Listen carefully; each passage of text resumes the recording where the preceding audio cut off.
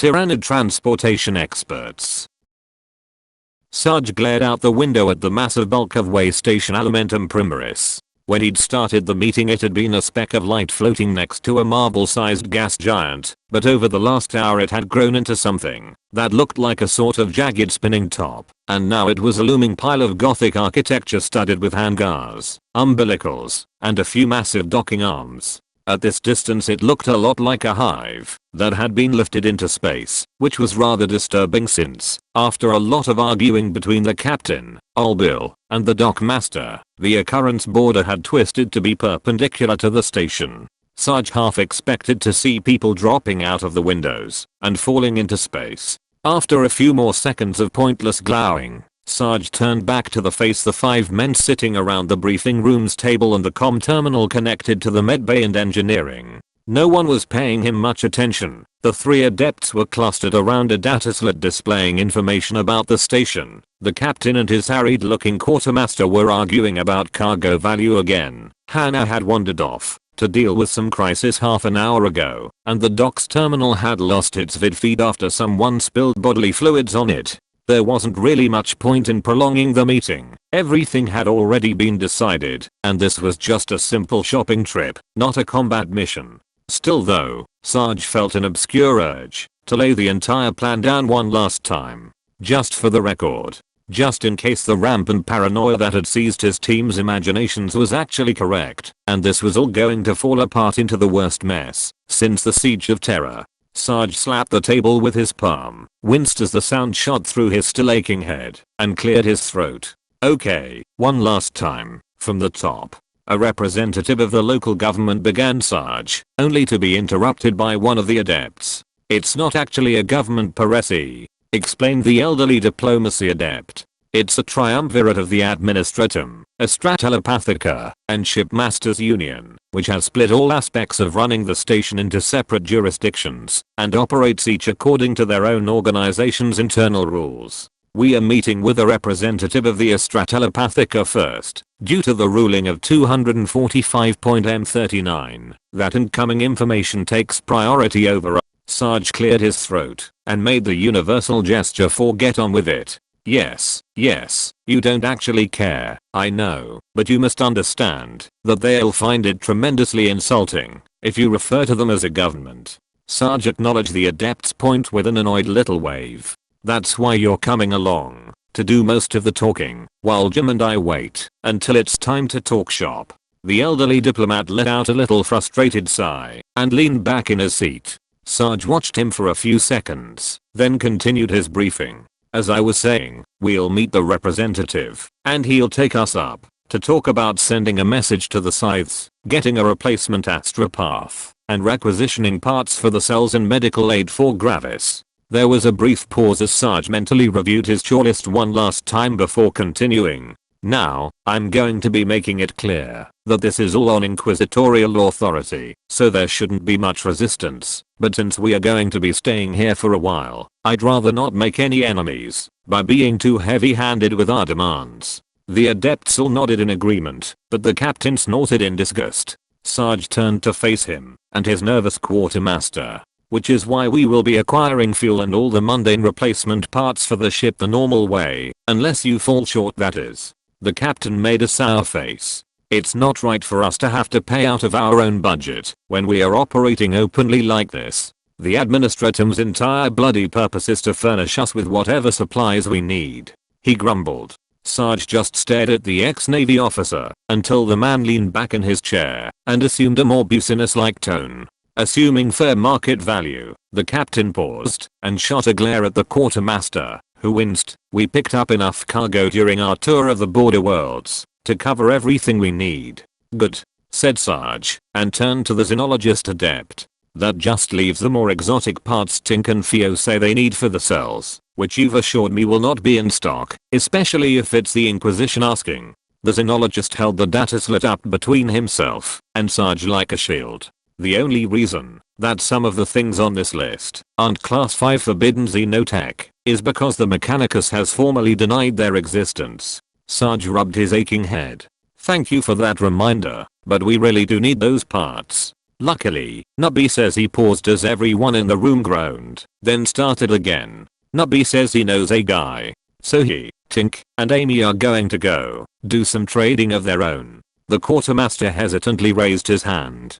Trading what? I don't know, and I don't want to know, replied Sarge stoically. So long as he gets the stuff we need and doesn't start a shooting war with the local underworld or get arrested again, I'll be happy. That'll be a first, muttered the captain. Sarge ignored him. Finally, Doc and Sister Valerie will be taking Gravis and any other critical patients to the station's med bay. Sarge turned to face the blank comm terminal and raised his voice. Everything all ready to go, Doc? He was answered by a series of clanging crashes and a few indistinct curses. Sarge tensed at the sounds of mayhem coming through the comm, then relaxed as the crashes ended in a slamming door and a distant, but all too familiar, cackling laugh. He shook his head wearily and leaned on the terminal's call button until the curses resolved themselves into Doc's rather harried voice. I'm here, damn it. Everything is fine. Gravis is all ready to go, and the rest of the patients are stable enough to be left here for a few hours. Sarge began to reply, but was cut off as the captain interrupted him. What about my navigator, and your sicker for that matter? Seemed like the bug really did a number on them. The navigator woke up half an hour ago and scampered off back to his sanctum. Said he'd prefer to treat his own injuries,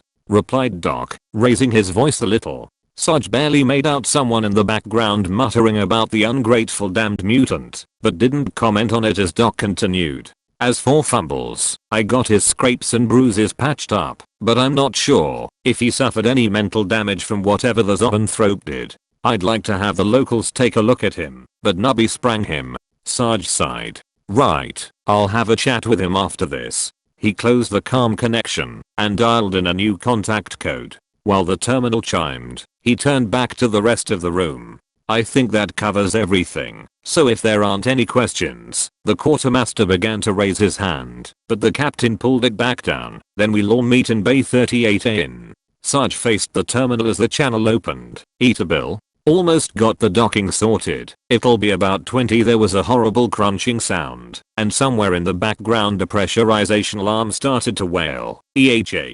Call it 40 minutes. The all Guardsmen party, Tyrannid delivery experts. So no shit. There we were in Bay 38A, getting ready for our supply run, when Sarge walked in wearing the evil goon uniform Alfred had fitted him with so long ago, a floor-length coat covered with skulls and buckles, and one of those stupid look at me, I'm in the Inquisition hats. We all froze for a few seconds, then Tink snickered, which was enough to set the rest of us off. We laughed ourselves sick, while Sarge stood there and glared at us. I mean, what else could we do? It was the most ridiculous thing we'd ever seen. He looked like a complete and utter pillock, and you could tell from his expression that he knew it too, the poor bastard. Hell, even the old diplomat was laughing, and he'd been the one who'd forced Sarge to put the costume on. Eventually Sarge got tired of just standing there while we laughed, and stalked over to where Nubby was rolling on the floor. After a few kicks and a little shaking had calmed the diminutive trooper down, there was a short discussion in which Nubby explained that Fumbles didn't need medical attention. He just had a little warpy back hangover which Nubby had taken care of himself.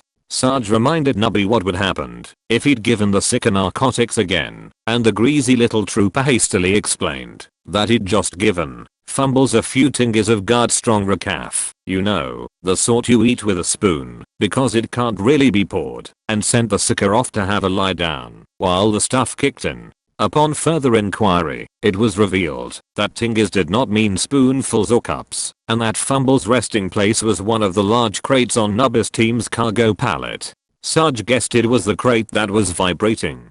It took a lot of wheedling from Nubby, Tink, and even Amy, but eventually Sarge accepted that Fumbles was somehow critical to their shopping expedition. And when I say somehow critical, I mean that not even Nubby knew what he wanted the sucker for. When pressed he just shrugged and muttered about genre and surants. Anyway, Sarge accepted, mostly because Amy was going along, to make sure no one did anything overly retarded. When Doc arrived and finished laughing, Sarge negotiated a temporary truce between him and Nubby in exchange for a promise to bring Fumbles to the station's med bay as soon as he'd finished doing whatever. Speaking of Doc, He and Sister Valerie had an entire little medical convoy set up in the cargo bay, waiting for the door to open. The whole array of clutched together medical machinery keeping Sergeant Gravis alive had been put on wheels and strapped into something that looked like a sort of heretical mobile torture device. It was bloody massive. Between the airtight freezer case containing the Space Marine's lower half, the various crates full of his gear and the medical supplies they might need during the short trip,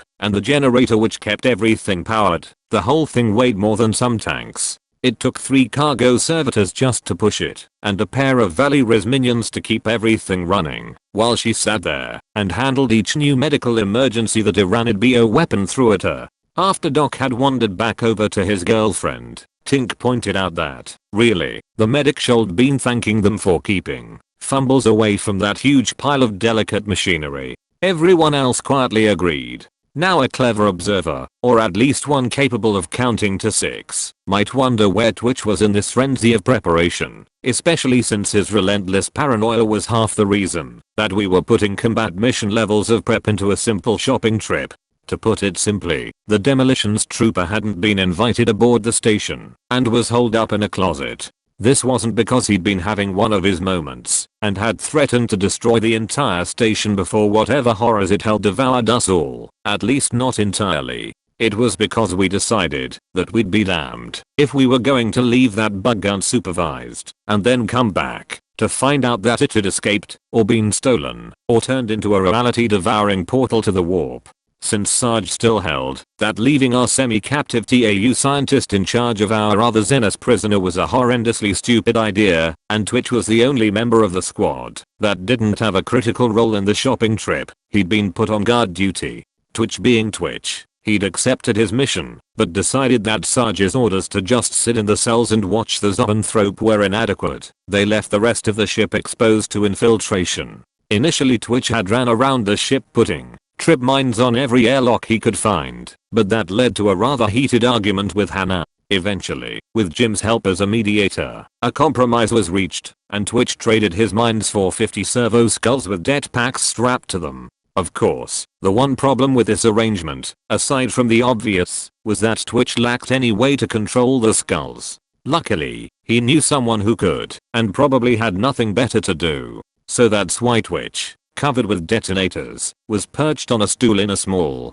dark, cogitator-filled room, looking over the shoulder of our increasingly nervous cogitator adept, as an army of suicide skulls patrolled the ship. The occurrence boarder managed to dock with the station a mere 3 hours after the first attempt, which was a new record according to Albill, and the bay doors creaked open to reveal the rather angry-looking welcoming party. The pale scribe and slightly singed tech priest at the head of the party looked around the bay for a few seconds, probably boggling at its bizarre layout or all the exposed wiring, then demanded to see the captain of this so-called vessel. Sarge stepped forward, his inquisitorial costume flapping dramatically in the slight breeze caused by the various leaks in the bay's void seal, and flanked by the diplomat and Jim. The scribe couldn't actually get paler, but he did turn a faint shade of green at seeing Sarge and hastily began apologizing. The discussion that followed was highly amusing for us, both because the scribe was terrified out of his mind, and because Sarge just stood there and looked stuffed.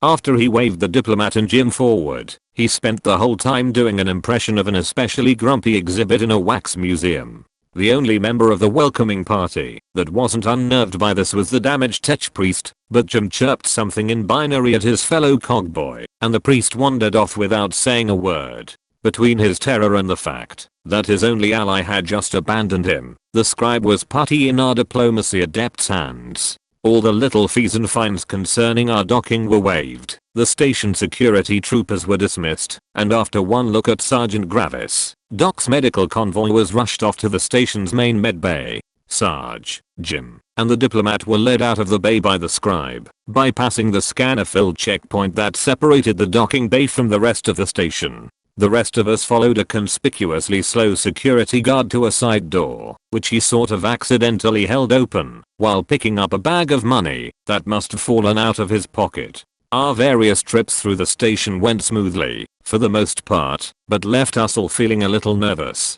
Sarge's group was led towards the Telepathica's headquarters by the nervous scribe along the station's main corridors, and since the diplomat was handling all the tedious small talk, he devoted his attention to scanning his surroundings. He didn't spot any overt threats, but there seemed to be more security officers around than were necessary, and it was obvious that the crowds around him were agitated about something. The most worrying thing he noticed was that his inquisitorial costume didn't seem to be inspiring as much terrified silence as one would expect. Instead, it seemed to be causing a wave of excited chatter, and he cold sworn someone actually yelled "Woo! Inquisition," which was worrying to say the least. Those of us escorting the pallet of totally not contraband drew a lot less attention than Sarge. The corridors we'd been directed down by the corrupt security guard were occupied by the usual mix of laborers, drunken voidsmen on leave, and assorted scum that you'll find on any trading station. Between our insignia-less carapace armor, slightly Harley anti-scan cloaks, and the pallet of unlabeled crates, we fit right in.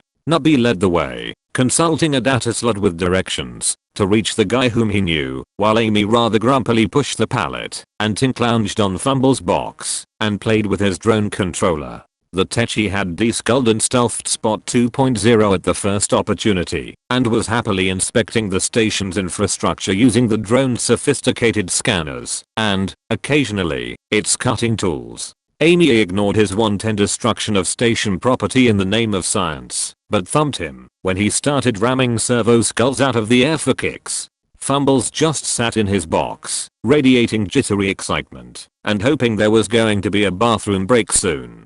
Down in the bowels of the station we noticed the same agitated atmosphere as Sarge noticed above, except with less station security and more burly mercs walking the street. Not being constrained by a need to appear all inquisitorial, we pulled ourselves out of traffic and just began asking random people what was up. We quickly determined that either a demon-filled space hulk had entered the system, a hive fleet was about to attack, or the astropaths in the Telepathica had been possessed by demons. The Emperor's divine judgment for something or other was imminent, or random drunks and dockworkers were a terrible source of information. The closest thing to useful information we got was from a bored merc who said that the Pathica called a meeting of the big three and advised Nubby to bugger off before he got a boot up the ass. No one thought much of this information when we commended to the rest of the team, except for Twitch, who got far too excited when he heard all the doomsday predictions and document. The medic had arrived at the station's medbay without incident, but said he wasn't surprised that the Astra Telepathica had called a meeting, since the medbay was absolutely packed with astropaths. He'd actually been told by the head medici that Sergeant Gravis would have to wait his turn, and they'd been shuffled off into a storage bay, since no real rooms were free.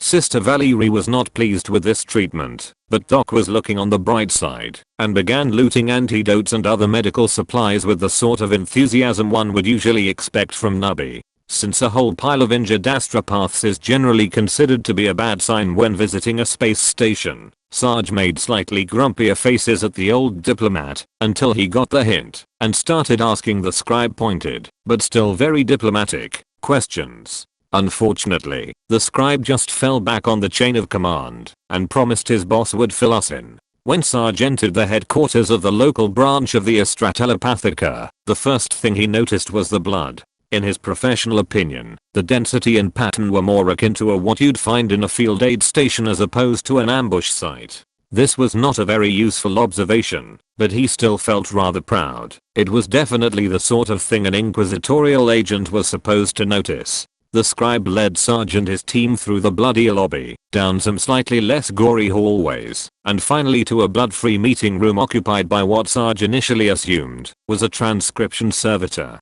Sarge barely managed to hide his shock when the pile of augmetics, paper, and data feeds lumbered upright, and introduced himself as the prefect of the local division of the Adeptus Administratum. The diplomacy adept did his thing, introducing Sergeant Jim and expressing surprise that we were meeting the head of the local administratum as opposed to someone from the Telepathica. The prefect weaselly explained that the choir master was currently indisposed but had called a meeting to discuss the incident and would arrive, along with the president of the shipmasters union, as soon he was able. There was a lot of Diplo speak about how glad the prefectus was that Sarge would be able to participate in the meeting, and how in the meantime he'd be able to assist us with anything we needed for our own mission. The whole group, nervous telepathic scribe included, filed off into a small attached suite and began going through the list of parts and services we needed. Sarge allowed himself a brief moment of hope that we'd be able to get everything we need before getting bogged down in whatever the locals' problem was, then just leave if it looked too hairy. Poor, optimistic Sarge. Getting official approval for Sergeant Gravis' medical treatment was easy, and the prefect seemed confident in the local medic's ability to fully treat Tyrannid bioweapon that had infected him. Likewise, most of the stuff on Jim's part list was accepted without comment. The first hiccup was when we got to some of the really powerful C-resistant materials. The prefect claimed they were in stock, but couldn't be released without authorization from the subsector capital or the official use of an inquisitorial seal. He claimed that due to the incident, it would be a long and difficult process to get authorization, but he saw no other option if we wanted to be discreet. Sarge pondered this for all of 3 seconds, decided discretion was overrated anyway, pulled out his interrogator's rosette, and plugged it into a proffered data slot. The prefect seemed quite happy that everything was going to be above board for once, saying that after the code was verified by the Telepathicas databases, there'd be no trouble getting the materials or anything else on the list. Sarge cheered up at this and was considering asking to add the fuel bill to the list when the prefect added except for the astropathic messages. With that, the discussion finally turned to the incident. According to the prefect, roughly half a day ago some sort of psychic attack had hit the station. Every astropath who had been working in the choir chambers had suffered a severe case of exploding head, and those who hadn't been on duty had suffered everything from nosebleeds, to seizures, to complete mental breakdowns. It wasn't just limited to the astropaths of the Telepathica either. Several of the ships in system had lost their astropaths, and other varieties of sanctioned seekers had been affected too, albeit to a lesser degree. At a wave from the prefect, the Telepathica scribe, who'd been doing his best to avoid the attention of the big scary Inquisition people, spoke up. He said that some of the more lucid astropaths had started piecing together details about the psychic attack. It had originated in the outer system and had probably come from a ship heading to war from the station. The popular theory was that some terminally greedy rogue trader was hauling a heretical artifact, or massively powerful seeker, or possibly even a bound demon into the Imperium to sell to a cult or something, and it had lashed out at the large concentration of seekers on station for some reason. It was at this point that Sarge began to feel really uneasy. Not because he suspected that there was a demon or heretical rogue trader running around the system, but because he suspected there wasn't. With a rising sense of dread, our heroic leader asked the scribe if any of the surviving astropaths had been able to describe what the attack had felt like. When he heard the words "a million barbed legs" ripping across their minds, Sarge's composure cracked. He leaned back, covered his face with his hands, and quietly cursed to himself until the prefect asked what the problem was. In fit of retardation, interrogator Greg Sargent answered him truthfully. The silence that filled the room when Sarge told the 2 stationers that it had been our cargo that had killed half the astropaths in the system was incredibly unpleasant. The weary apology that Jim added after a few minutes just made it worse. Eventually the horrible silence was broken by the sound of the prefect's augmetics going *ding* and spitting out a long strip of paper. Sarge caught a glimpse of it and thought it looked like a sort of receipt or budget report, and the last number had a lot of digits. The prefect reviewed the paper for a few seconds, then tucked it away, hauled himself upright, and said he'd return after the search had been called off. As the prefect left, he handed the data slot Sarge had plugged his rosette into to the transfixed scribe. He told the flunky to go run the code, then go fetch Choirmaster.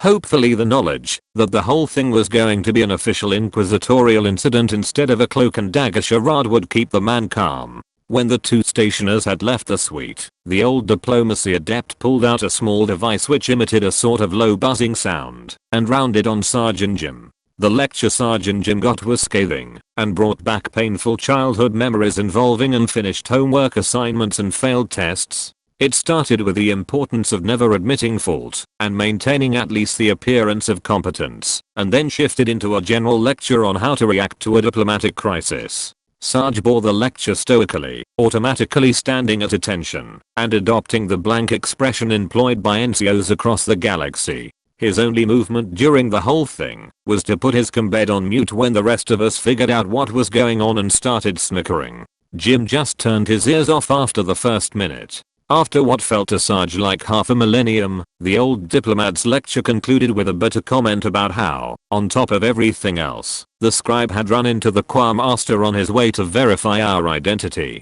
Sarge blinked as the diplomat detailed how the head astropath was too angry to even form coherent sentences, and had either punched a hole through a wall or severely broken his hand. After a thoughtful pause, Sarge asked the adept how exactly he knew this, and got a pithy reply about diplomacy being as much about listening as talking. It took Sarge and Jim a little while to figure out what was going on, mostly because Jim had to be brought back up to speed after he'd turned his hearing back on, but they worked it out eventually. The old diplomacy adept admitted that he'd placed bugs on both the scribe and the prefect. Also, he'd planted a few discrete data uplinks too, so assuming our cogitator adept hadn't been driven to complete distraction by Twitch, we probably had access to all unencrypted calm traffic on the station. It turned out that he was correct. When asked, the cogitator adept said he had the network cracked completely open. Additionally, he'd be able to get into the security cameras if someone could please convince Twitch to just sit down and watch the Skulls feeds instead of badgering him about changing their patrol routes every 10 seconds.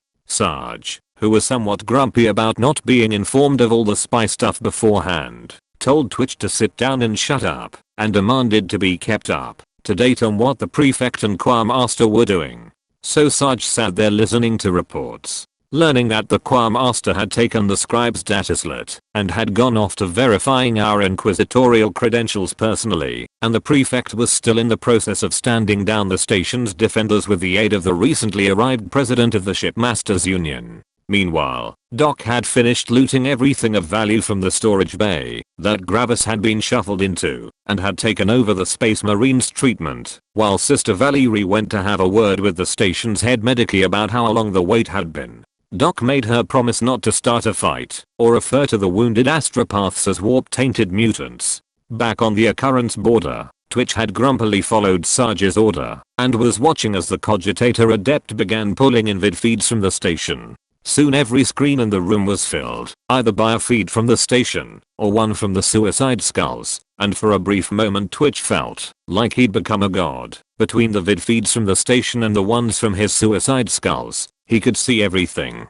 Twitch could see the corridors around the dock, some of them filled with busy people, others sealed and empty. He could see crewmen hauling goods in and out of the docking bay, and the captain arguing over price with a harassed looking stationer. He could see Theo working diligently in the sicker holding cells and trying to ignore the way the Zoanthrope's metal-plated face seemed to follow him despite the stasis field. He could even see Nubby, Tink, and Amy as they checked various CD bars for their black market contact. For the first time in years, Twitch's paranoia faded away as it was replaced by an overwhelming feeling of control. It lasted all of 15 seconds, and then something inside the jumble of warped and twisted mental gears that made up Twitch's mind went *ping*.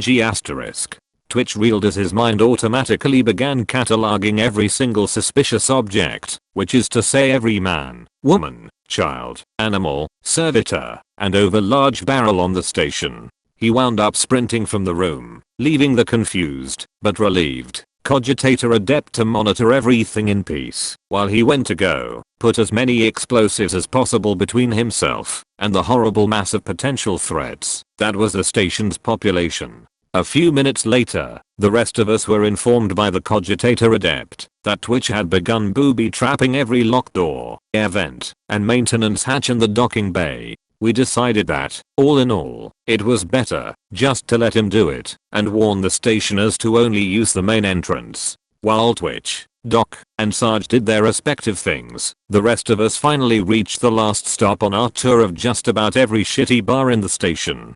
Thankfully, despite how long it had taken to figure out which venue was the place with the curly thing on its sign, now the one across from the food place that serves the stuff with the sauce, the search had gone relatively smoothly.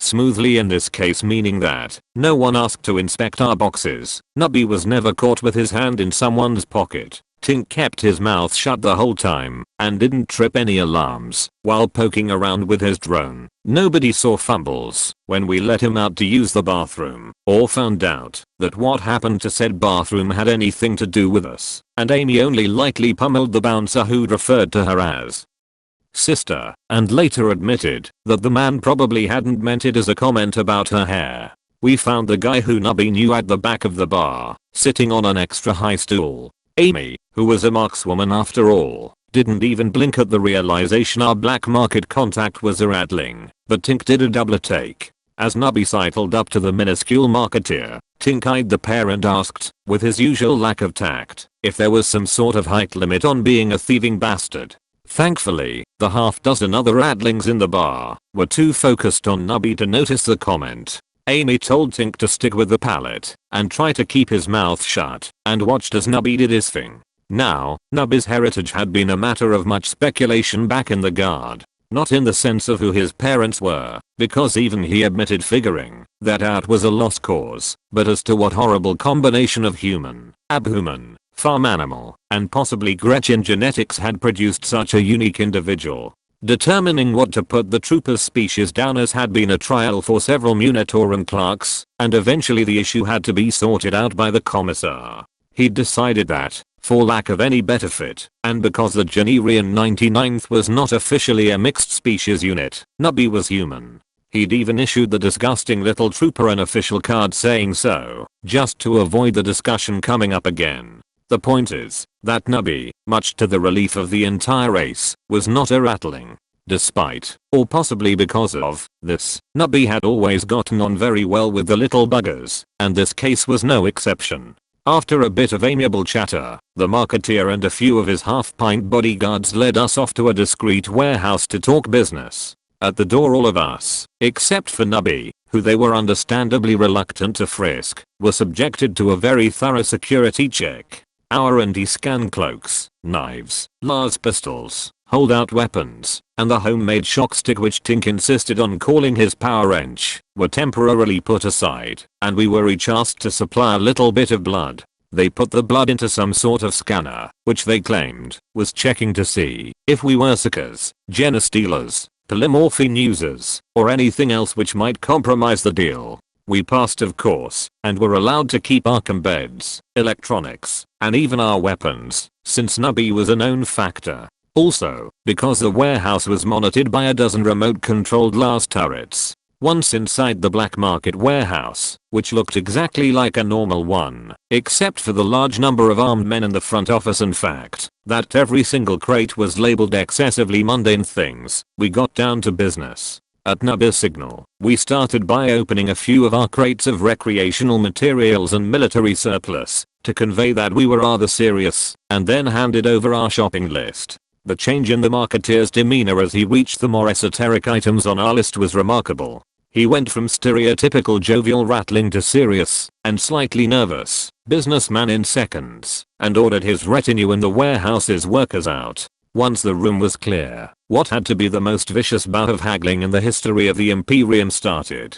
Despite possessing the charisma and odor of a weak dead Grax on a hot day, Nubby's deep familiarity with all aspects of criminality and his ability to wheedle, whine, importune, and blatantly lie had always served him well when it came to back alley negotiations. The rattling wasn't a slouch when it came to haggling either, and responded with an equal amount of cunning viciousness. Amy and Tink were both taken aback by the ferocity of the argument, which seemed barely short of homicidal, but as it continued without either Nubby or the marketeer trying to kill each other, the two troopers adjusted to the situation and even tried to lend Nubby a hand in his negotiations when they thought they understood his plan. They failed abysmally, of course. Between their actually insulting insults, miscalculated threats, and lack of knowledge as to how the value of goods changed after they'd fallen off the back of a shuttle, Amy and Tink put such a dent in Nubby's progress that negotiations had to be temporarily paused. Once Tink and Amy had been relegated to helping the sole cargo servitor that had remained in the room fetch boxes, the haggling resumed.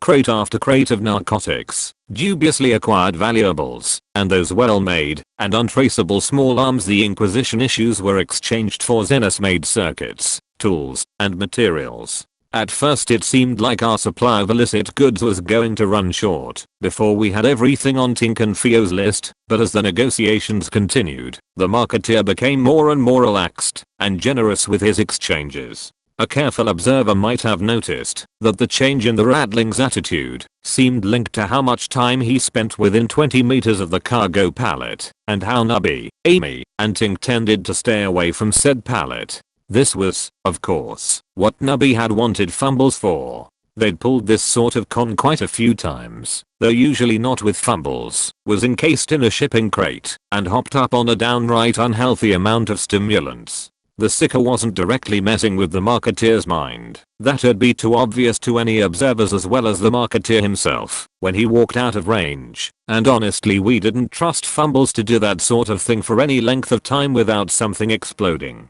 Instead the little Sicker was just sitting there, concentrating on thinking calm and happy thoughts, and letting his aura do the rest. With Fumbles' help we made it down to the last item on our shopping list with 2 crates, not counting Fumbles and our other backup crate, still unopened.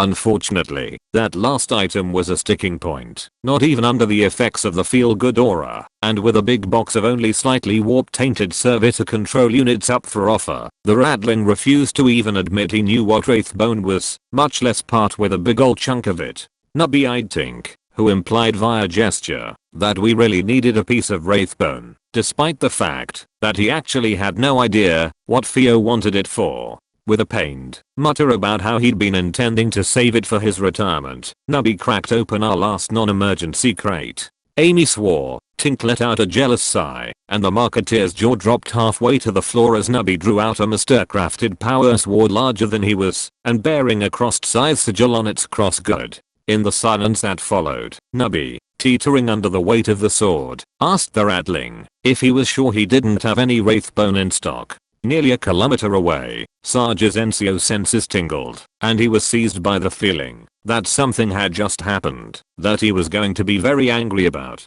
He didn't have any time to dwell on this feeling though, because right then the cogitator adept calmed to say that a huge amount of traffic had just hit the station's net. He didn't mention what was actually being said though, and when Sarge asked, the cogitator adept responded with a bunch of techno jargon. So Sarge told Jim to handle it, and turned to the diplomacy adept, who'd gone all fidgety. When Sarge asked what the problem was, the old diplomat revealed that the Quarmaster had finally re-entered the range of his bugs, and was absolutely enraged with the prefect, as well as the scribe and the president of the Shipmasters Union. So far all the yelling had been about talking to us without him being present and other unilateral decisions, but the adept was sure there was some other cause, and promised to keep Sarge up to date. Back down in the warehouse, the miniature marketeer had recovered from his shock, and was inspecting the quality of the power sword, while Nubby chattered at him from just outside Fumble's radius. Behind them, Amy and Tink dug out the small crate, labeled talc 10 kilograms the Ratling had directed them to, and complained at each other.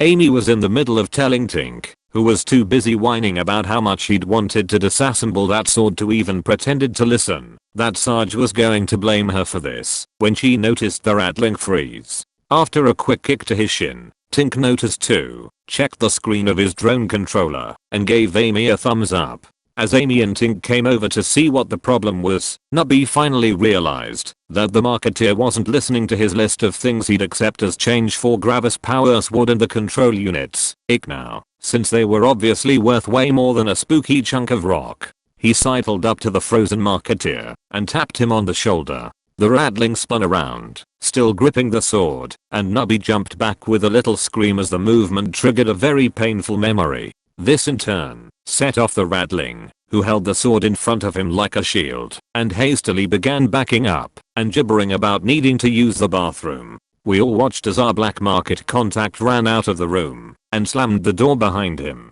Amy let out a pained sigh and asked Nubby if there was any chance the Ratling would be coming back, or could at least be convinced to return the power sword before trying to kill us. Nubby just cackled and began divvying out our big boy guns from one of the remaining boxes, while Fumbles burst from the other, began shouting about how we were all going to die, and immediately faceplanted as his still asleep legs betrayed him. Amy caught her rifle and casually headshot the warehouse's cargo servitor, then sighed again and activated her combed. Sarge's response to the news that Nubby's black market deal was about to turn into a shootout was nowhere near as sarcastic as Amy had anticipated. This was because her report was interrupted by Jim and the cogitator adept discovering that the source of all the chatter on the station's net was a massive bounty that had just been placed on all crew members of the occurrence border by the Estratelopathica. This worrying news was interrupted, in turn, by the diplomacy adept's report that the Quartermaster had just declared our inquisitorial credentials to be completely falsified and was in the process of convincing the other station leaders to sick everything they had on us. That last piece of bad news came as a surprise, because we knew that Sarge's reset was genuine, and there was no way it could have just malfunctioned either. Inquisitorial resets and the verification databases are built to last. That meant this wasn't some sort of accident. The Quartermaster had obviously come unhinged and was out for vengeance. I mean, it was sort of understandable. He'd just had his brain half fried by a psychic blast, which had also killed a whole bunch of the closest thing he had to a family, and the whole thing was technically our fault. Justifications aside though, after he ran our credentials he must have decided that he didn't like the answer, or he might not have even bothered checking at all, and now he was lying to the other station leaders about how we were vile heretics impersonating Inquisition agents. They believed him too. By the time we'd figured out via the bugs what was happening, he had the prefect and the president completely convinced. There was obviously no chance of talking the stationers around. All Sarge and the diplomat could do was sit there and listen as they argued about the best way to round all of us up and bring us to justice. The situation was FUBAR, to say the least, and all this news hit Sarge at once. Now this is where some men might have gone into shock, or exploded in irrational anger, or sunk into despair, but not Sarge. He allowed himself half a second of ironic satisfaction at the way his cynicism had, once again, been justified, then removed that stupid inquisitorial hat, and started belting out orders. Admittedly, those orders were to just do what we would done anyway, but as someone or other said, never give an order that won't be obeyed. So, as a reminder, we were split up into 4 groups. Well, 5 if you count the captain, but when Sarge calmed him to report the situation and coordinate things, the ex-Navy officer just told Sarge to do something anatomically improbable, and said he'd meet us back on the ship. Judging by the amount of gunfire and screaming in the background, he had things under control. Anyway, Doc was stuck in the station security-filled medbay in the mid-north part of the station. Amy and company were in a warehouse on the lower levels of the eastern side of the station. Twitch and the occurrence border were at the westmost docking bay, and Sarge was almost at the top of the central spire.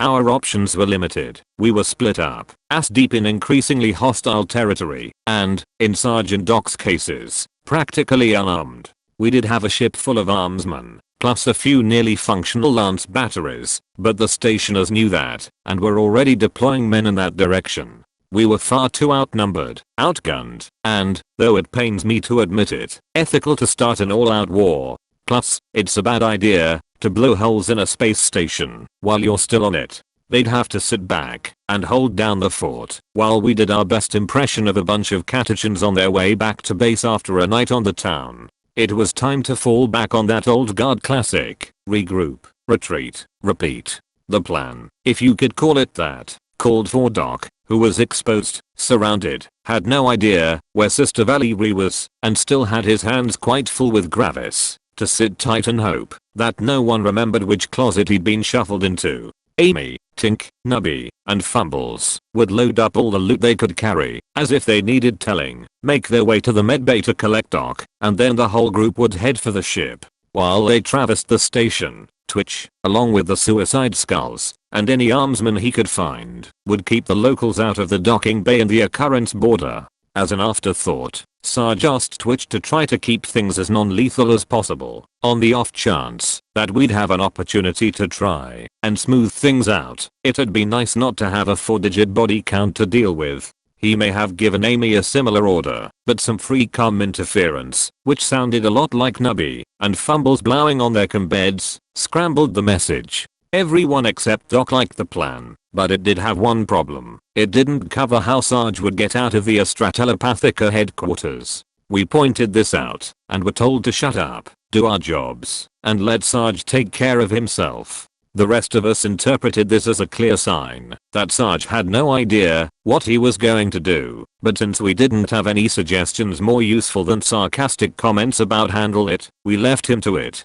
Once the rest of us had started moving, Sarge muted his bed, swore a lot, then took stock of the situation. He was in a small office and bathroom suite with only one exit, which led to a large conference room. Said room was probably occupied by a few of the Quartermaster's bodyguards, who would be watching to make sure he didn't go anywhere, while the station's leaders plotted their attack. His assets consisted of 1 Las pistol, standard Inquisition issue, 4 Las pistol power packs, charged, 1 combat knife, notched, 1 roll of duct tape, olive green, 1 bed, muted, 1 inquisitorial costume with hat, stupid, 1 300-year-old bug planting diplomat, grumpy, 1 Jim, whimpering in a corner about how everything keeps happening to him. This was not, of course, anywhere near enough to take on the small army of armsmen, gun servitors, and very angry sickers inhabiting the Astra Telepathica, not to mention the station security forces outside.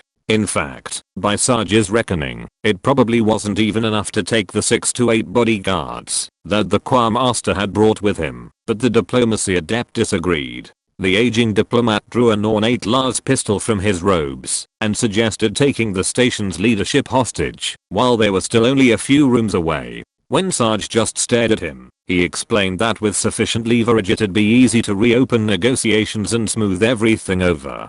After a few more seconds of staring, Sarge decided that nothing the old diplomat did or said would surprise him anymore, and made fight through a bunch of heavily armed men and start a volatile hostage situation plan B. In a desperate attempt to come up with a plan A, Sarge reactivated his bed and asked the cogitator adept to try to find the spire's blueprints, and then began checking if the suite's vents were large enough to crawl through. Jim, who was huddled in morose little ball, told Sarge not to bother. It would be incredibly stupid to make air vents large enough to fit a person. Sarge tried to defend his idea by pointing out that the occurrence border was littered with such vents, but Jim patiently explained that this was only because the occurrence border was an incredibly stupid ship. Sarge relented, but in the silence that followed, the cogitator adept pointed out that there were a few maintenance shafts on the Telepathica's blueprints that could be crawled though, if Sarge could open them, that is. Jim attempted to shoot this idea down as well, explaining that such shafts would be heavily monitored by the local mechanicus, who'd report our movements to the station government. Sarge had grown rather cross with Jim by this point, and angrily told the Engineer to either do something about that, or help think up a better idea.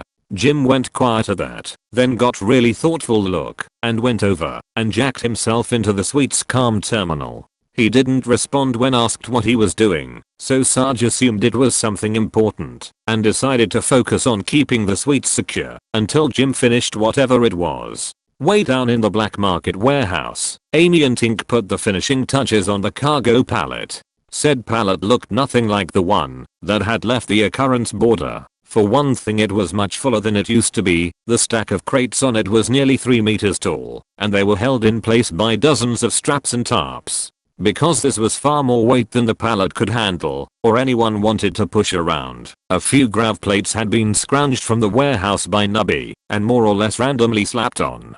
Finally, the traded bottom half the warehouse's cargo servitor had been fastened on as an incredibly grisly external motor. The thing looked horrible, with a coat of red paint and a few stubbers. You could pass it off as an orc track, but it handled surprisingly well. The only interruption during the whole loading and modification process had been about a minute after the marketeer had fled, when the last turrets in the ceiling had suddenly swiveled to track us, and then went still as the EMP grenade Spot 2.0 had placed on them went off. There'd been no other attempts to kill us, partially because Tink had used his heavily modified plasma gun to weld the warehouse's doors shut, but mostly because of fumbles. The hyped up sucker spent the whole time jittering back and forth in front of the main entrance, emanating all sorts of mental unpleasantness at anyone who got near it. He claimed that after the third time the ratlings had lost their nerve, they'd decided that, since they had all the warehouse's exits covered, they could spare the time to call in a few teams of disposable biggins to tackle the scary guardsmen for them. The major flaw in their plan was that we had the aforementioned heavily modified plasma gun and no intention of leaving via the doors. After a quick call to the cogitator adept to pinpoint a hallway below us, Tink set his plasma gun to cut and added an exit ramp to the black market warehouse. He did a very good job of it too, managing to pick a section that didn't have any water or sewage pipes and was long enough for the ramp to come down a nice, gentle 20 degrees. Honestly, Tink did such a good job that the ratlings should have paid us for adding the exit ramp. It was real professional work, and we made sure to point that out in the note. We left a note for the marketeer because, honestly, we felt a little bad about how things had turned out. We really hadn't intended to rip off the anyone. I mean, sure, we'd snuck in a sucker, a stealth drone, and enough weapons to kill anyone who argued with us, but that was just reasonable precautions. We'd had every intention of playing things straight with them, or at least only moderately crooked. The point is, we understood that their attempt to betray us was because of the whole telepathica thing, not something personal, and Nubby really wanted to keep doing business with them after this was all cleared up.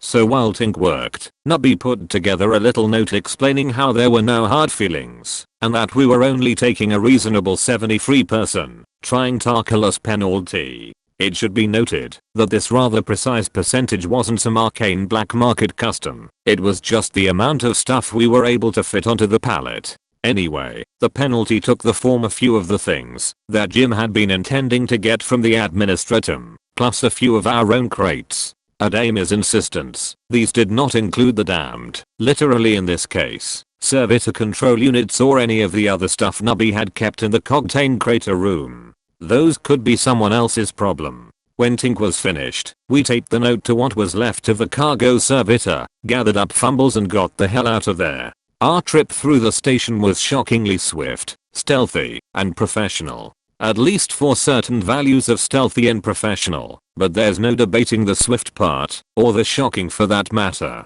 Since our dismembered servitor propulsion system was capable of pushing the loot pallet at speeds best described as unsafe, we piled onto it and sped through the corridors like a bunch of drunken guardsmen on leave. Thanks to the maps provided by the cogitator adept, the scouting abilities of Spot the Wonder Drone, and a plasma goon-enabled disregard for inconveniently placed doors and walls, we took a very direct and underpopulated route to the med bay. That's not to say that we didn't run into anyone on our trip, but thanks to Spot and Fumbles, we generally saw them before they saw us. We managed to avoid or sneak by a few potential witnesses, as well as some mercs and security officers. Others were handled by sucker punches and the application of Tink's not actually a power weapon power wrench. When that wasn't an option, we had Fumbles cloak us, or edit a few memories, though sometimes this didn't work either, and a more efficient approach was called for. Violence was only our last resort, mind you. It's not like we were some sort of high-speed murder barge shooting down the station's corridors with no regard for collateral damage, innocent lives, or speed limits.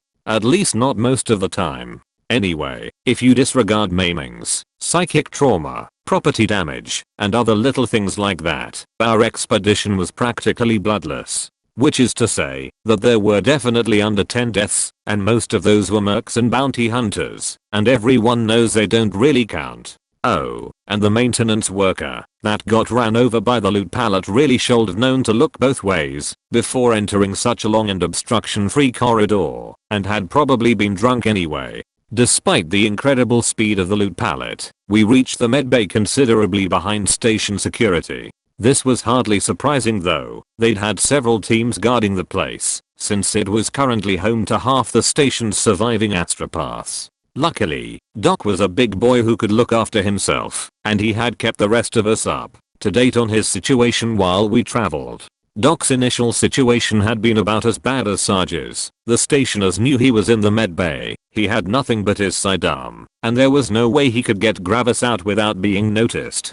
Some of us had suggested leaving the torso-fied space marine behind and hoping the stationers treated him, but Doc wouldn't have it. So Doc was stuck in a medbay filled with angry station security goons. Luckily, it was a big medbay with lots of hallways, rooms, and people running around doing stuff that was much more important than helping station security.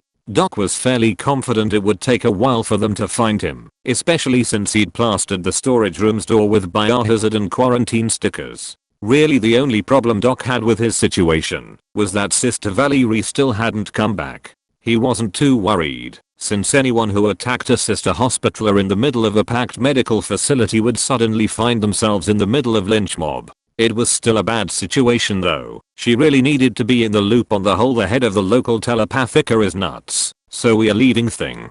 After cursing at himself for a while and promising that next time he'd give her a bed, Doc sent his two assisting nurses, who were practically indistinguishable for the station medical staff, out to find Valerie while he took care of Gravis and the life support machinery himself. A few minutes later, the first nurse came back with 2 station security guards in tow. Doc was not amused. The only reason Doc didn't immediately panic and do something stupid was that Gravis chose that exact moment to try and die again. The nurse ran over to assist, and Doc began barking orders at, for lack of anyone else, the 2 security officers. Now Doc may not have been a real doctor, but he'd gotten quite good at keeping Sergeant Gravis alive over the last few weeks, and that medical confidence infused his voice with doctorly gravitas. The 2 security officers stood there in shock for a second, and then, compelled by the voice of medical authority and the sight of an honest to the Emperor Space Marine, well, half of one, lying on the table, they lowered their weapons and began helping too. Now in an ideal galaxy, after they helped him save Gravis, Doc Wolf sent the 2 security goons off on some pointless errand, and they Wolves spent hours running around looking for a cans of headlight fluid or elbow grease before remembering that they were supposed to be arresting him. What actually happened though, was that halfway through the procedure, a whole mob of people burst into the storage room. Only 3 of the intruders were security grunts, the rest consisted of the other nurse, Sister Valerie, the station's head medici, and a very angry looking man who turned out to be the head of the medbay security detachment. The room was immediately filled with yelling as the security commander started chewing out his men for swabbing the traitorous heretic's brow instead of arresting him, and the 2 men tried to defend their actions. At the back of the group, one of the newly arrived goons began relaying a report to headquarters, another called for backup from the other search parties. The 3rd goon was stuck trying to placate the head medici and Sister Valerie, who were angrily demanding to know what all this talk of heretics and arresting was about. After a half a minute of trying to get information out of the low-level security officer, Sister Valerie turned to the irate commander and tapped him on the shoulder. The commander, who was still busy shouting at the men who'd been helping Doc, responded with a rather rude remark, then ignored her. This was what we in the guard call a tactical error. With a little huff of annoyance, Sister Valerie jammed an injector into the security commander's neck and stalked past him with her nurse in tow. Behind her, the commander rocked from side to side, then crumpled to the floor. In the silence that followed, Sister Valerie shooed Doc away from Gravis and said she'd take care of the Space Marine while Doc dealt with all this silliness. Doc turned around and found himself facing a very shocked head medici and 3 security officers who didn't quite have their weapons raised, but were obviously very angry. He briefly evaluated his chances of talking his way out of the situation, decided they were rather low, and raised the turkey-baster-sized metal syringe full of fluid he'd just drained from Sergeant Gravis' oolitic kidney in the least threatening way he could manage. Then, in a surprisingly swift motion, Doc jammed the syringe's plunger down and hosed all 3 security troopers with tyrannid biotoxin. The results were not pretty. None of the security officers had their facepluds lowered, and Doc managed to nail 2 of them right in the mouth. They were the lucky ones. It only took them a few seconds to die. The 3rd officer got hit in the eyes and took nearly a minute. Sister Valerie looked up disapprovingly at the screaming and pointed out that what Doc had just done was both distracting and terribly unhygienic. Doc stammered an apology, both to the sister and to the 3 dead security officers, then turned to the 2 officers who'd been assisting him and were now backed as far away from him and his syringe as possible. After a few seconds of thought on the ethical and tactical problems raised by the whole hostage thing, Doc told the two terrified station security officers to collect their unconscious commander, as well as the catatonic with fear head medici, and get the hell out. Then, at Sister Valeria's insistence, he also shoved the three now melting corpses out into the hallway. As an afterthought, he collected the dead officers' shotguns and ammo, set up a firing position using the sliding door and the sturdiest crate he could find, and thanked the Emperor that their storage room was at the end of a corridor. It should be noted, just for posterity, that Doc did not actually stop to check what was in the crate he used for his barricade. That really wasn't his fault though. He was very busy with defending the room. It was an innocent mistake, and the tribunal did clear him in the end. Anyway, as Doc worked, he did his best to bring Sister Valerie up to speed. She did not find the news that the astropaths had betrayed us surprising, and recommended purging them all in holy fire before we left.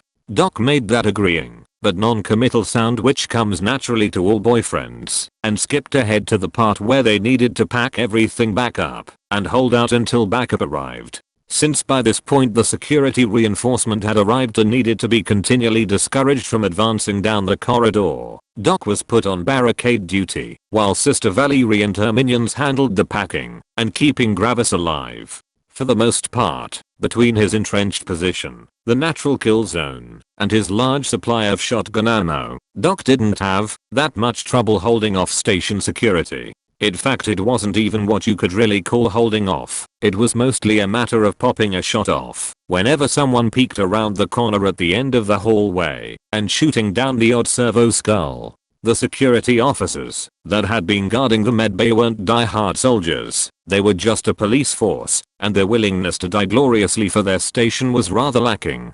Especially after some of them tried to rush Doc using a makeshift boarding shield and got pegged with a homemade Tarks grenade. Really just a glass jar filled with mortar ran by our Tarksin. Seeing half a dozen of your more gung-ho comrades die screaming and melting can really sap a man's enthusiasm. Unfortunately, this happy state of affairs didn't quite last long enough. Right as Amos' team was drawing close to medbay and had switched from blitz to stealth mode, the stationers found their spines and launched another serious attack. Or to be more precise, they found a pair of gun servitors. We all heard Doc start swearing over the comms as the servitors opened up with a pair of heavy stubbers each and started shambling up the hallway, while something like a dozen security goons followed a few meters behind. Doc made a good showing by all accounts, but the odds were stacked too high against him, and he was quickly forced to abandon his firing slit. As the servitors drew into close range, he took a gamble and used his last Tarks grenade. He got a bullet in the arm for his trouble, but at least it was, after he threw the grenade, the jar of Tyrannid Biotoxin hit its mark and quickly turned both servitors' fleshy bits into mush. Unfortunately, as the saying goes, if the enemy is in range, so are you, and several of the security troopers had brought concussion grenades. The entire barrage of grenades went off directly in front of the door to the storage room. The shockwave bent the door inward, raggled Doc across the storage room, and left him pinned under the heavy crate he'd been using as a barricade. He was pretty definitely out of the fight at that point, but luckily, Sister Valerie was there to rescue his sorry ass. Now this is where things get a little fuzzy, because Doc was concussed, mostly deaf, bleeding both internally and externally, and is a very definition of a biased witness, where his girlfriend is concerned. According to him, she calmly instructed her minions to finish packing, pulled a crate off the mobile medical suite, and kneeled down in front of it. Then, head bowed in prayer, she extracted Sergeant Gravis's Stance Mark VB Godwin pattern bolter and started glowing with the divine light of the Emperor. We know this next part was bullshit, because Sister Valerie couldn't carry a tune with a bloody wheelbarrow and had actually been banned, very politely mind you, from participating in the choir during the Occurrence Boarders morning services. But Doc insisted that as she rose to her feet surrounded by a halo of divine light and started singing a battle hymn so divinely beautiful that it was painful. Then, singing and glowing like a bloody angel, she walked over to the door and began mowing down wave after wave of security goons with Gravis bolter. Now, we saw that hallway afterwards, and there definitely weren't enough bodies to constitute even a single wave. but we couldn't deny that she sure as hell shot the place to shit. She must have put at least 3 magazines of a start-sized bolt rounds down that hallway, though down really isn't the right word. The vast majority of the bolt craters we could see were along the corridor's walls, ceiling, floor, and somehow even the door behind her. She had about as much control over that weapon as a toddler trying to walk a Fenrisian wolf. Lack of actual aiming ability aside though, Sister Valera's counterattack got the job done.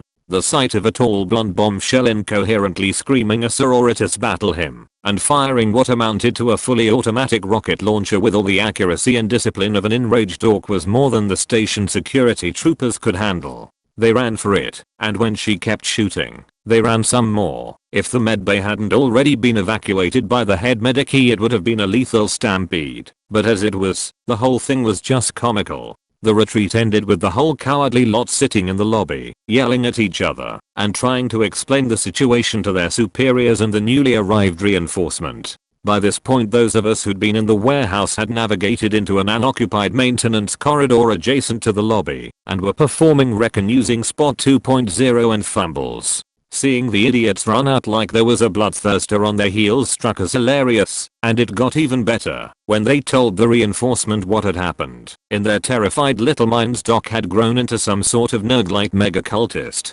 We caught phrases like "what sort of hell plague melts bones," turned a sister of battle into a demon host, and came here to resurrect his plague marine master. It was good stuff, really lightened our moods. And on a more practical note, the horror stories had completely drained the security troopers' enthusiasm. They pretty much unanimously decided to just defend the lobby and wait until one of the station's SWAT teams arrived. This was good news for Doc, who was in no condition to fend off another attack, but it left the rest of us with the problem of getting him out past 30-ish security troopers before their heavies arrived. Luckily, Sarge had sorted out his issues by then, and we were not forced to go with Tink's, or, Emperor forbid, Nubba's proposed solutions. Sarge's defense of the office suite was not as exciting as Doc's desperate holdout. This was largely because the stationers knew Sarge was incredibly dangerous from the beginning, and didn't bother sending a few waves of poorly trained security officers to their deaths. Instead, they called for the station's best SWAT team and set about fortifying the entire Telepathica headquarters to prevent any chance of escape or rescue. This sounded very bad to Sarge and the diplomacy adept, and they shared that opinion with Jim, who didn't respond except for fending Sarge off when he attempted to unjack the tech priest's Macadon right from the calm terminal. There was a brief debate over whether he was okay and if the try and cut into a maintenance shaft plan should be performed yet. Since the cogitator adept said that Jim was, for lack of a better word, talking with over 50 other tech priests, Sarge decided to keep waiting and set about fortifying the 2-room suite. Then, once he'd reached the point where the suite was as fortified as physically possible, he calmed Twitch for some advice, then fortified it even more. At about the same time as Doc was wantonly employing tyrannid bioweapons against 3 unsuspecting security officers, the SWAT team finally launched their assault. 8 men, armored in matte black void-sealed carapace armor, and wielding the best automatic shotguns the administratum could requisition, silently entered the main conference room and took up positions covering the door to the suite. One of them carefully opened the door's control panel, found the emergency override, and began counting down. At 0 the door slid open, but did not reveal the group of desperate heretics they'd been expecting. Instead, all that was on the other side of it was the sheer metal surface of the suite's table, and a lumpy object the size of a basketball, which had been wedged against the door, and fell into the main conference room as it opened. If the SWAT team had time to inspect the object, they would have discovered that it consisted of 6 Les pistol power packs, every extraneous metal skull, buckle, and stud that Sarge could rip off his inquisitorial costume, and few layers of duct tape. They didn't have time to inspect it though, because half a second after it hit the floor, the improvised frag mine went off and killed half of them. On the far side of the massive pile of furniture, appliances, and bathroom fixtures that kept the table wedged against the door, Sarge felt incredibly relieved that the IED had worked like Twitch said it would. He raised his voice, and over the pained yelling of the 2 troopers who'd only been injured by the blast, Sarge told the survivors to bugger off. They responded by shooting the barricade a few times in a sort of desultory way, and then grabbed their wounded comrades and followed his advice. Now, if it had been a guard commander who just had his assault foiled like that, he would have said something like HMM. After killing so many of my men they must be low on ammo now. Let's try that again. And Sarge would have been in deep shit. Fortunately the people in charge were just civilians, and even better, they were a committee. When the SWAT team survivors limped back to them, they sat down and had a nice lengthy debate about what to try next. Sarge and the diplomat listened and as idea after idea was raised and vetoed, usually for boring reasons like immense potential risk to personnel and property, but occasionally there was something more interesting. Apparently the stationers were having a little trouble with their comms and cogitators, and no one from Mechanicus was returning their calls. Eventually though, the committee reached a decision, and unfortunately, it was a pretty good one. The telepathic knew enough about their own headquarters to get into the ventilation system without a tech priest's help, and the shipmasters union was able to furnish several canisters of sedative gas. Once Sarge and his heretical companions were incapacitated, they'd send in some men with lascators and rebreathers, and that would be that. Sarge immediately taped up every vent he could find, but did not feel especially confident in the ability of a single layer of duct tape to fend off a chemical attack. His nerves began to fray as he overheard the gas being delivered then sent off to be deployed, and Jim still hadn't moved. The only thing that kept him from just forcing the tech priest to wake up and trying to cut through the wall with his last 2 power packs was the old diplomat's calm assurance that he'd lose consciousness long before Sarge would and could be used as a sort of final warning. Luckily, though it didn't seem so at the time, it never came to that. Right as the elderly adept started feeling woozy, Sarge noticed the telltale hum of a lascator and a spot on the wall of the partially flooded bathroom began to glow. Sarge spared a few seconds to curse the stationers for not mentioning that the assault was starting within the bug's pickup range, then got ready to go down fighting. As a sort of afterthought he gave Jim a whack upside the head, partially to try and wake him up, but mostly because he was rather angry with the Enginseer. Jim didn't snap awake though. This was because he was already awake and was in the process of turning around when Sarge swung. The end result was Jim sitting on the floor, checking if his nose was broken, and calling Sarge some very unkind words. Sarge responded with a few choice insults on his own, but stopped when Jim pointed out that he was being very ungrateful for someone who'd just been rescued. When the lascator finished its work on the bathroom wall, the breach wasn't kicked open by a squad of heavily armed men. Instead, the precisely cut piece of metal drifted backwards and disappeared up the red-lit shaft on the other side, revealing a small swarm of servo skulls. Sarge eyed the skulls with the special type of suspicion he reserved for anything that could be called good luck, but Jim assured him they were friendly and led the way into the shaft.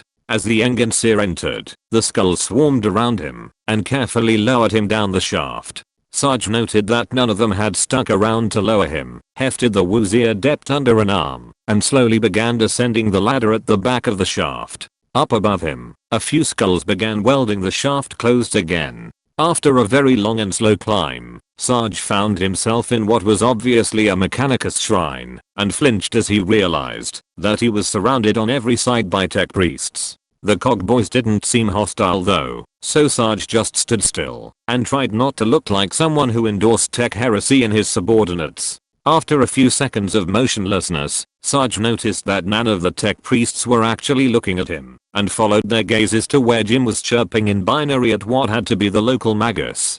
Jim's talk with the magus went quickly, which was good, because Sarge was getting very tired of not being told what was going on. When Jim came over, Sarge got as far as just what the hell did you before the old diplomat kicked him in the shin and suggested that he just let Jim take the lead. Using a haughty tone of voice that definitely didn't fit him, Jim began spouting a bunch of stuff about jurisdictions, reprioritizations, and other such weasel words. It was complete bullshit, but luckily, Sarge was fluent in bullshit. The gist of it was that Jim had told the cogboys that he and Hannah had been given a vitally important mission by the Order Juris, and Nama dropped the 2 magi that we'd so memorably encountered.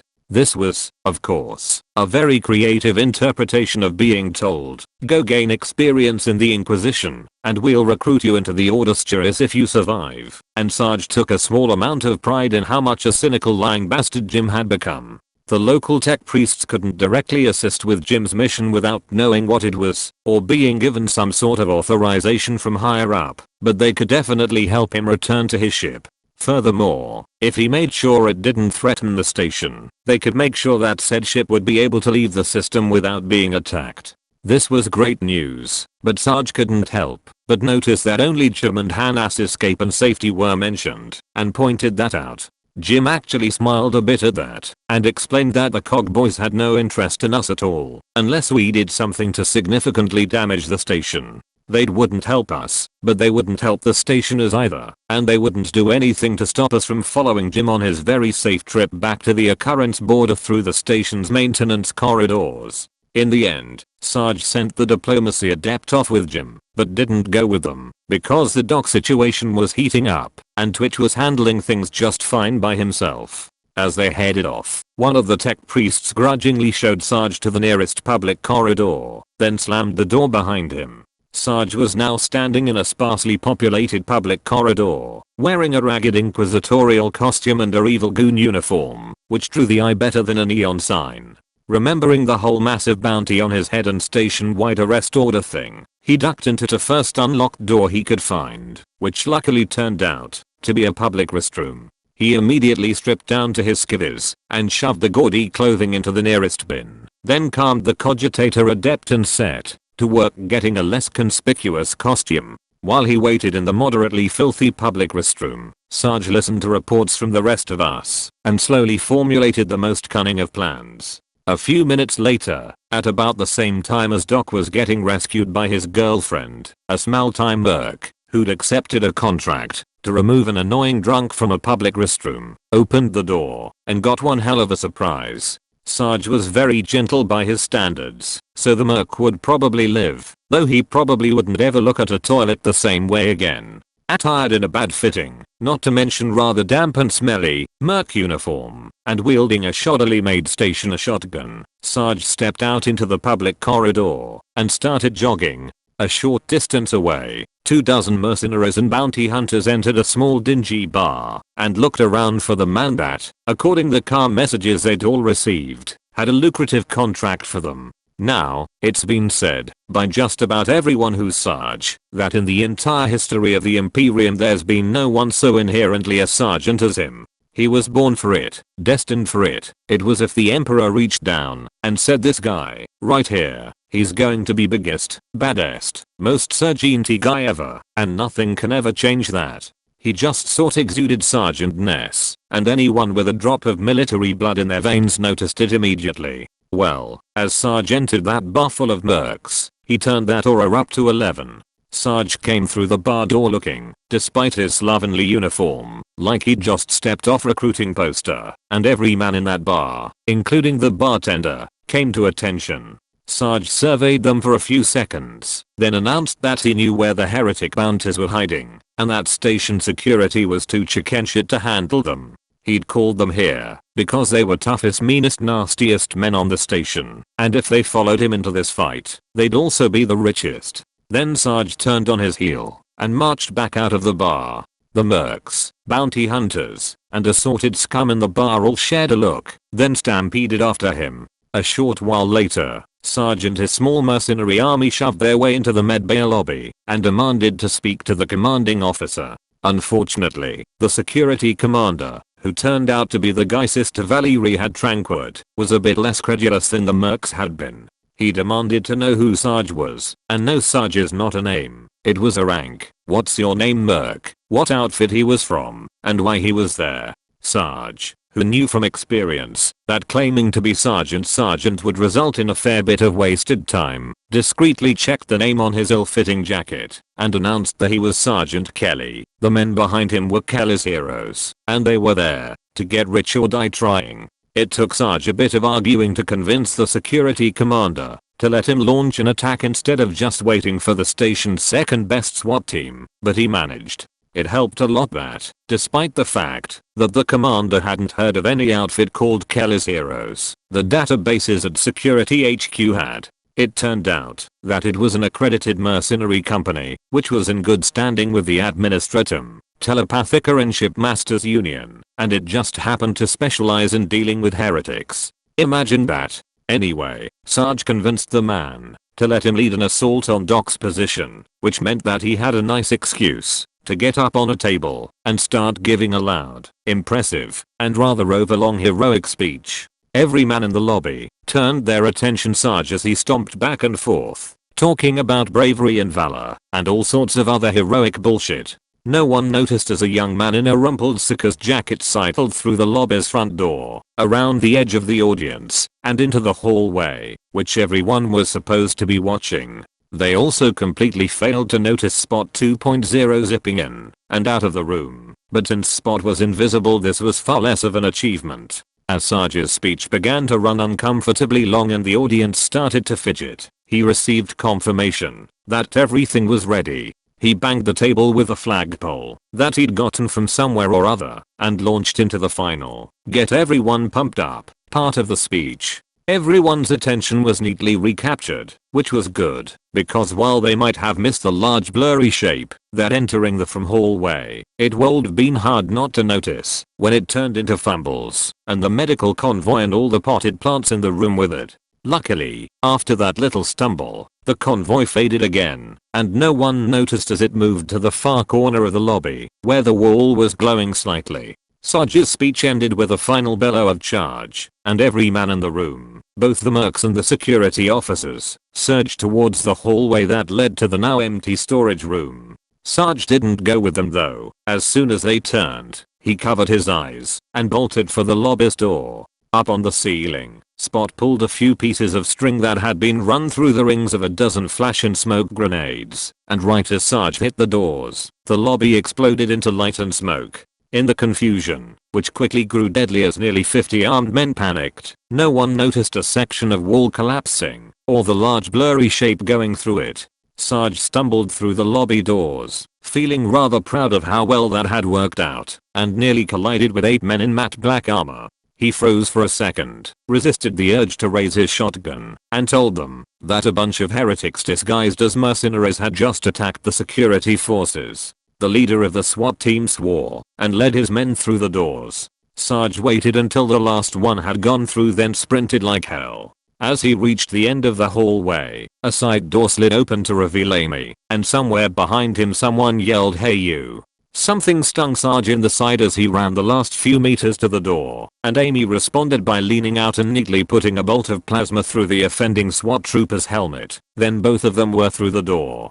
Despite the fact the SWAT team following them had a nice clear trail of Sarge's blood to follow, they didn't manage to catch up. This was primarily because Amy kept shooting the control panel of every automatic door after she closed it, but also because any guardsman worth his salt is a good runner. Before long they reached the rest of us. Sarge was tossed onto the loot pallet next to Doc, and the whole convoy rolled out. The trip across the station went surprisingly fast, and without incident. We later found out that this was because the station's tech priests were clearing the way for us by redirecting servitors and menials and making sure every door was open. Apparently Jim had convinced them it was the best way to get us to stop cutting through things with Tink's plasma gun. Unfortunately, they hadn't been able to do anything to convince Twitch to stop being Twitch, and as we got closer to the west dock, the signs of battle damage mounted. Really though, anyone who knew anything about booby traps could tell that Twitch had been following Sarge's order to keep the body count low. There were a lot of bloodstains and the odd body pit, but for the most part they were in the hallway leading towards the craters, as opposed to scattered around them. This was a clear sign of traps designed to act as deterrents instead of being set up for maximum casualties. Anyway, despite his restraint, when it came to body count, Twitch and the ship's omsman had really chewed the area around the docking bay up. It was a testament to the quality of the station's construction that the entire section hadn't lost atmospheric integrity. The Mad Bomber himself met us at the bottom of a freight elevator, flanked on either side by his last two suicide skulls, and a pair of armsmen wearing the crutoid spine necklaces that marked them as some of the tribals from hydroponics. The second we reached the elevator, the two skulls zipped away behind us, and we all felt a shockwave and heard the crash of a warehouse's worth of crates dropping into the corridor. Sarge briefly considered asking Twitch how many other corridors he'd collapsed, then decided that he really didn't want to know. As we rode up the elevator, Twitch brought us up to speed on how the defense of the occurrence border had been going. Apparently, largely thanks to the amount of flank Twitch's mines and skulls had been able to secure, and the resulting terror in the attackers, it had gone very well. Casualties had been low, at least on our side, and the captain had even been able to launch a small offensive to liberate some much needed supplies. The only really bad development was that the stationers had cut off the refueling pipe fairly early on, and no one had been able to figure out a way to steal any either. There was also the slightly worrying news that a few boarding shuttles had been launched by the station. The few of these that had landed in the well-populated sections of the ship were easily repelled by the armsmen, who had a rather significant home field advantage, but a few had landed in the tainted areas. Most of those shuttles hadn't taken off again, and Twitch predicted an increase in the amount of demon activity until those poor bastards died and stopped feeding the things. But the two shuttles that had taken back off were almost more worrying. They'd landed in the warp fungus bay, so by now the stuff was probably already spreading through at least one of the station shuttle bays. Sarge calmed Jim and asked him to send everything we had on the fungus to the local cogboys, and we all hoped really hard that this wasn't going to turn out like the whole Necron thing. 2 subsector-wide disasters in a row would be really hard to explain to Oak. After the elevator ride, it was just a short walk through some blasted open bulkheads to our docking bay. As we arrived, senior armsmen started bellowing orders, and an orderly retreat started. Twitch watched carefully as the men fell back and began pulling color-coded detonators off of his harness. One by one the abandoned defensive positions were demolished, and everyone filed back aboard the occurrence border. Once we'd boarded the ship, we split up again.